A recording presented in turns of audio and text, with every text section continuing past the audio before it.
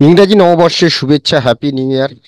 বাংলা বলছি চ্যানেলের সমস্ত দর্শক এবং শুভানুধ্যায়ীদের নতুন বছরের শুভেচ্ছা জানিয়ে আমরা এই বছরের প্রথম যে প্রতিবেদন শুরু করছি।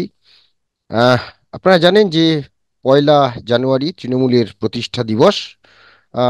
1998 সালে 1লা জানুয়ারি এই দল প্রতিষ্ঠা হয়েছিল। 26 বছরে পা দিচ্ছে।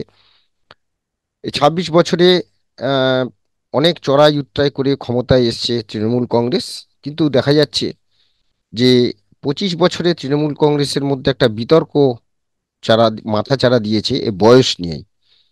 অর্থাৎ 25 বছরের তৃণমূল কংগ্রেস, কিন্তু তার যারা নেতৃত্ব, সেই নেতৃত্বের আহ রাশ কাদের হাতে থাকবে?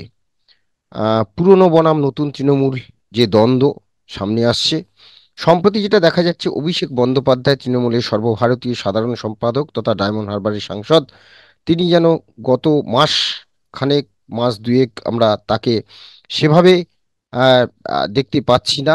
রাজনৈতিক যে সমস্ত আহ, আহ, কর্মকাণ্ডে তাকে সেভাবে পাওয়া যাচ্ছে না। শুধুমাত্র ডায়মন্ড হারবার তার সংসদীয় কেন্দ্র, সেখানেই তাকে দেখা যাচ্ছে। এবং সংবাদ মাধ্যমে ইতিমধ্যে যা খবর হয়েছে, তাতে বিভিন্ন বিষয় নিয়ে তার সঙ্গে হয়তো শীর্ষ নেতৃত্বের মতপার্থক্য চলছে। সেই কারণে তিনি একটু নিজেকে সরিয়ে রেখেছেন বলেই খবর। তো প্রশ্ন হলো, তাহলে নতুন বছর, 26 বছরে পা দিল তৃণমূল কংগ্রেস। আর এই 2024 সালে লোকসভা নির্বাচন, এই বছরেই লোকসভা নির্বাচন, সেই পরিপ্রেক্ষিতে এই যে নতুন তৃণমূল কংগ্রেস আর পুরনো তৃণমূল কংগ্রেসের দ্বন্দ্ব, তাহলে নতুন বছরে নতুন তৃণমূল, তার রাশ কোন হাতে যাচ্ছে? আজকে আমরা এই বিষয় নিয়ে আলোচনা করব। আমি বিপ্লব, আমার সঙ্গে রয়েছেন সাংবাদিক অরূপ পালি। অরূপদা, স্বাগত জানাচ্ছি। নতুন বছরের শুভেচ্ছা। নতুন বছর সবার ভালো কাটুক। আমাদের দর্শকদেরও শুভেচ্ছা জানাচ্ছি। অরূপদা, নতুন বছর, তৃণমূলের প্রতিষ্ঠা দিবস 1লা জানুয়ারি 1998 সালে দল প্রতিষ্ঠিত, আজ দল ক্ষমতায়। তো সেই জায়গা থেকে দলের মধ্যে যে একটা বিতর্ক, নতুন বনাম পুরনোদের দ্বন্দ্ব, কার হাতে থাকবে রাশ নতুন বছরে, কি মনে হচ্ছে? দেখো, প্রথমেই নতুন বছরের যারা আমাদের দর্শক তাদের শুভেচ্ছা। কারণ আমাদের যে বিশ্লেষণ আমরা প্রতিটা বিষয় নিয়ে করার চেষ্টা করি, সেটা জাতীয় হোক, আন্তর্জাতিক হোক বা আঞ্চলিক হোক, তারা যে মনোযোগ দিয়ে শোনেন এবং তারা তাদের মতামত দেন, প্রত্যেকেরই ধন্যবাদ প্রাপ্য। এবার যেটা আমরা আজকের বিতর্ক, যেটা আমরা যে আলোচনা করছি, খুবই স্বাভাবিক। নতুন বছরে এটা কিন্তু অন্যতম তৃণমূলের অন্দরেও অন্যতম বড় কিন্তু বিতর্ক দানা বাঁধা দানা বেঁধেছে বলতে পারো। কারণ যেহেতু সেটা আর ধরো ঘরের দেওয়ালের মধ্যে আবদ্ধ নেই, কোনো আলোচনা, ধরো কার হাতে থাকবে রাজ বা কিছু, সেটা যদি দলের মধ্যে অন্দরে একরকম থাকে তাহলে একরকম, সেটা যদি দলের বাইরে বেরিয়ে যায় সেটা এবং সেখানে প্রকাশ্যেই শুরু হয়, তাহলে কিন্তু ব্যাপারটা এতটা আর লঘু করার থাকে না। এবং সেটা বিভিন্ন জায়গায় সেটা যদি তার লক্ষণ ফুটে বেরোয়, তাহলে কিন্তু সেটা আরো চিন্তার ভাঁজ পড়ে। কেন এই কথা বলছি? কারণ আমরা ইতিমধ্যেই যেটা আমরা বলছি যে অভিষেক বন্দ্যোপাধ্যায়ের বাড়িতে একটি বৈঠক হয়েছে এবং সেই বৈঠক থেকে যে নির্যাস বেরিয়েছে, যে তারপরেও কিন্তু অভিষেক বন্দ্যোপাধ্যায় একবারও বলেননি যে এই মন্তব্যের সঙ্গে তার কোনো যোগাযোগ নেই। কারণ তার বাড়িতে মিটিং এ কি হয়েছে সেটা 4-5 জন ছিলেন, তার বাইরে জানানো কথা না। তার মানে আর কি, সংবাদ মাধ্যমকে জানানো হয়েছে। এবং সংবাদ মাধ্যমকে যেটা জানানো হয়েছে সেটা কিন্তু ধরো যেটা দল পরিচালনা শুধু নয়, যে এমনকি সরকার পরিচালনা নিয়েও কিন্তু প্রশ্ন উঠেছে। যদিও বলা হচ্ছে মমতা বন্দ্যোপাধ্যায় মাথার উপরে সেটা দেয়া হয়েছে, বিভিন্ন আর কি আমলাদের ঘাড়ে ফেলা হয়েছে। কিন্তু দল এবং সরকার দুটোরই কিন্তু মুখ্য ভূমিকায় আছে মমতা বন্দ্যোপাধ্যায়। তো সেইটা নিয়েই কিন্তু যেটা বলা হচ্ছে, ঠাড়ে ঠাড়ে কি তাহলে মমতা দক্ষতা বা মমতা বন্দ্যোপাধ্যায় প্রশাসনের দক্ষতা নিয়ে যদি প্রশ্ন তোলা হয়, তাহলে সেটা মুখ্যমন্ত্রীর দিকেই আঙুল ওঠে। যতই তৃণমূল কংগ্রেস বা অন্য শিবির থেকে বলা হোক, মমতা বন্দ্যোপাধ্যায় কত কিছু দেখবেন, উনি ভগবানের উপরে কিনা। কিন্তু আহ, এই বিষয়টা যে পরিষ্কার একটা দ্বন্দ্ব, যে বা একটা ফারাকটা যে ক্রমশ প্রকট হচ্ছে, এ বিষয়ে কোনো সন্দেহ নেই। এবার যেটা নতুন বছরে যেটা দেখা, যে এটা কিভাবে, এটা এটল কি ধামাচাপা পড়ে না ধামাচাপা পড়ে না। কারণ তুমি যদি কোট আনকোট যুদ্ধ বলো নতুন, সেটা কিন্তু বা the cat is out of the bag, বিড়ালটা বেরিয়ে পড়েছে, তো এখানে কোনো বিষয় নেই। তো কারণ অভিষেক বন্দ্যোপাধ্যায় যেটা চাইছেন সেটা হচ্ছে নতুনদের কারো, পুরোনোরা রাজনীতি করুক, কোনো অসুবিধা নেই, কিন্তু একই পদ, এমএলএ বা এমপির পদ কেন আঁকড়ে থাকবেন। এটা বারবার করেই আর কি অভিষেক বন্দ্যোপাধ্যায়ের মত, যেটা কুণাল ঘোষ বলেন। কুণাল ঘোষের মত বলে তো নয়, সেটা ওর পেছনে নাকে থাকবে কুণাল ঘোষের মতের কি দাম আছে। তো সেখানে দাঁড়িয়ে এটা যেমন একরকম, দ্বিতীয়ত হচ্ছে নানাভাবে যে আহ, দলের যেভাবে কাজকর্ম পরিচালনা হচ্ছে বা 100 দিনের কাজ নিয়ে যেভাবে রাজনীতি উনি যে জায়গায় নিয়ে গেছিলেন সেটা নিয়ে হয়নি, প্লাস সরকারি যে সমস্ত প্রোগ্রাম যেভাবে পরিচালনা হচ্ছে, উনি যেগুলো কমিট করে এসেছিলেন সেগুলো হয়নি। এটা নিয়ে নাকি অন্দরে ক্ষোভ প্রকাশ করা হচ্ছে, এবং সেই জন্য আমরা দেখতে পাচ্ছি যে ডায়মন্ড হারবারে নানা রকমের কর্মসূচি নেওয়া হচ্ছে, সেটা একাধারে কিন্তু সরকারকে প্রায় চ্যালেঞ্জ জানানো। কারণ অন্য কোনো এমপি বা কেউ তো নিচ্ছেন না। একাধারে ডায়মন্ড হারবারই নানা রকম প্রকল্প ঘোষণা করা হচ্ছে, বার্ধক্য ভাতা বা তোমার করোনার ভ্যাকসিন। সেটা ডায়মন্ড হারবার যে আলাদা প্রত্যেকের থেকে, সে কি রাজ্যের থেকে আলাদা বা রাজ্যের থেকে এগিয়ে, একটা সবসময় সেই ডিফারেন্স আছে। তবে নতুন বছর করতে আমরা যেটা দেখবো সেটা হচ্ছে ভোট। তো এই ভোটে কিন্তু যেটা দেখার সেটা হচ্ছে পুরনো যারা মুখ, সেই কতজন মুখকে সাংসদ হিসেবে পরিবর্তন করা যায় না, পরিবর্তন আদৌ করা যায় না।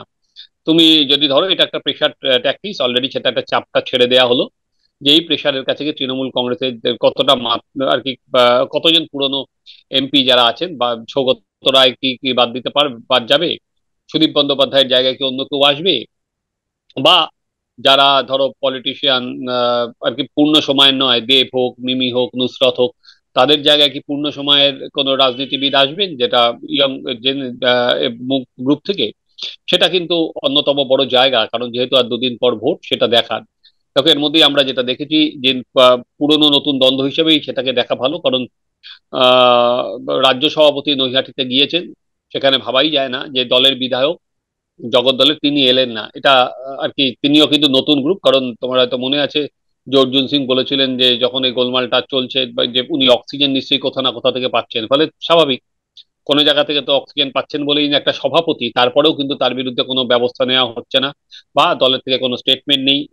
তো ফলে বোঝাই যাচ্ছে যে এই রাজনীতি যখন চলতে থাকবে তত রাশ কিন্তু তত বড় আলগা হবে। দেখো দলের আলটিমেট ক্ষমতা কিন্তু মমতা বন্দ্যোপাধ্যায়ের হাতেই, কারণ এই আর কি তুমি যেটা বলো, দলের মুখ হোক বা জনমোহিনী ক্ষমতা হোক, পাবলিকের সঙ্গে ন্যারেট করা হোক, অর্থাৎ মমতা জনগণের কাছে যাওয়া বন্দ্যোপাধ্যায়ের হোক। মুখে ভোট হয়, অতএব মমতা হ্যাঁ, বন্দ্যোপাধ্যায় এই দলের সব, সেই দলের সব। পরিপ্রেক্ষিতে হ্যাঁ।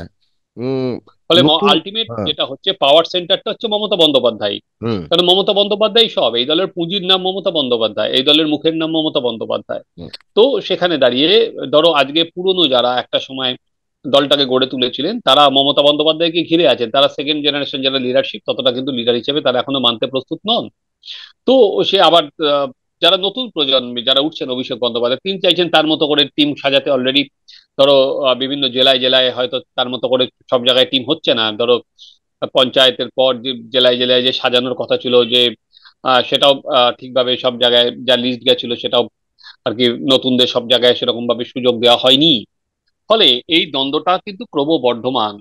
ধরো এক তারিখ তো পতাকা উঠছে, পতাকা নানা জায়গায় জেলায় জেলায় হবে, কিন্তু দ্বন্দ্বটা কি কমছে? কারণ ধরো প্রকাশ্যে যখন এটা যাচ্ছে, তখন দুদিন পর ভোট, তাহলে সেই জায়গায় যারা তৃণমূলের আর কি বুথ আঁকড়ে থাকে বা যারা ঝান্ডা নিয়ে যায়, সেখানে মমতা বন্দ্যোপাধ্যায় বার্তা দিচ্ছেন পুরনো চাল ভাতে বাড়ে, নতুন পুরনো একসাথে কাজ করতে হবে। উনি কিন্তু প্রতিটা জায়গায় গিয়ে কিন্তু এটা বলছেন, কিন্তু বলার পর যে অসন্তোষ কমছে না, সেটা তো বোঝাই যাচ্ছে। তো আহ, একটা সময় আমরা দেখেছিলাম তখন পার্থ চট্টোপাধ্যায় আর কি জেলের ভেতর যাননি, তখন তোমার হয়তো মনে আছে অভিষেক বন্দ্যোপাধ্যায়কে সাধারণ সম্পাদকের পদ থেকে সরিয়েও দেওয়া হয়েছিল এই দ্বন্দ্বের ফলে। কিন্তু পরবর্তীকালে উনি আবার জায়গা করেছেন এবং তারপর উনি নবজোয়ার করেছেন, একাধিক কর্মসূচি নিয়েছেন। তখন মনে করা হচ্ছিল যে সংগঠনের রাশটা বোধহয় পুরোই অভিষেক বন্দ্যোপাধ্যায়ের হাতে চলে গেল, যে মমতা বন্দ্যোপাধ্যায় প্রশাসন দেখবেন, অভিষেক বন্দ্যোপাধ্যায় সংগঠন দেখবেন, এরকম একটা জায়গা বোধহয় তৈরি হচ্ছে। কিন্তু সেই জায়গায় একটা ছন্দপতন সেখানে আমরা দেখতে পাচ্ছি, যেটা আর কি মিটিং এর পর বলা হচ্ছে অভিষেক বন্দ্যোপাধ্যায় নিজেকে ডায়মন্ড হারবারের মধ্যেই আবদ্ধ রাখবেন, বা যদি এক দল কিছু বলে বা নেত্রী কিছু বলেন অতি অবশ্যই যাবেন। ফলে দেখো এই দলে মমতা বন্দ্যোপাধ্যায় এখন কত দূর ছাড়বেন, কি ছাড়বেন, এখন একটা চাপ সিনিয়রদের থাকবে, সেটা থেকে কিভাবে ওভারকাম করবেন, সেটা তো নিশ্চয়ই 24-এর, সেটা তোমার আগামী 2-3 মাসের মধ্যেই সেটা স্থির হবে, কারণ ভোটটা আহ এপ্রিল মাসে হবে। তোমার ফেব্রুয়ারি মার্চের মধ্যে তৃণমূলের ফার্স্ট উইকের মধ্যে প্রার্থী তালিকা প্রস্তুত করতেই হবে। ফলে এই দ্বন্দ্বটা কিন্তু আরো বাড়বে না কমবে, আমাদের অবশ্যই লক্ষ্য রাখবে যে একদম। এই তোমার আগুনে কি জল ঢালা যাবে না আগুনটা আরো একদম। বাড়বে।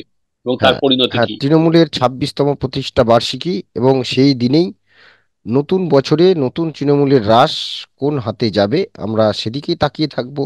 যে আগামী কয়েকদিনের মধ্যেই সেই চিত্র পরিষ্কার হবে, হয়তো এই মাসের মধ্যে পরিষ্কার হবে যে আবার অভিষেক বন্দ্যোপাধ্যায় সক্রিয়ভাবে রাজনৈতিক যে বিভিন্ন কর্মকাণ্ড, বিভিন্ন সমগ্র বাংলা জুড়ে, তাতে তিনি যোগ দেন কিনা, নাকি তিনি শুধু ডায়মন্ড হারবারের কনসেন্ট্রেট করবেন, সেদিকেই আমাদের নজর থাকবে। আপাতত আমাদের এই আলোচনা নিয়ে আপনাদের মতামত অবশ্যই জানান, এবং নতুন বছরে আপনাদের মতামত দিয়ে আমাদের এই আলোচনা যাতে আরো আমরা ভালোভাবে করতে পারি, সেই গুরুত্বপূর্ণ মতামত আপনারা দিন। সবাই ভালো থাকবেন। নমস্কার। বাংলা বলছি চ্যানেলটি সাবস্ক্রাইব করুন এবং সমস্ত অনুষ্ঠানের আপডেট পেতে বেল আইকনটি অন করুন।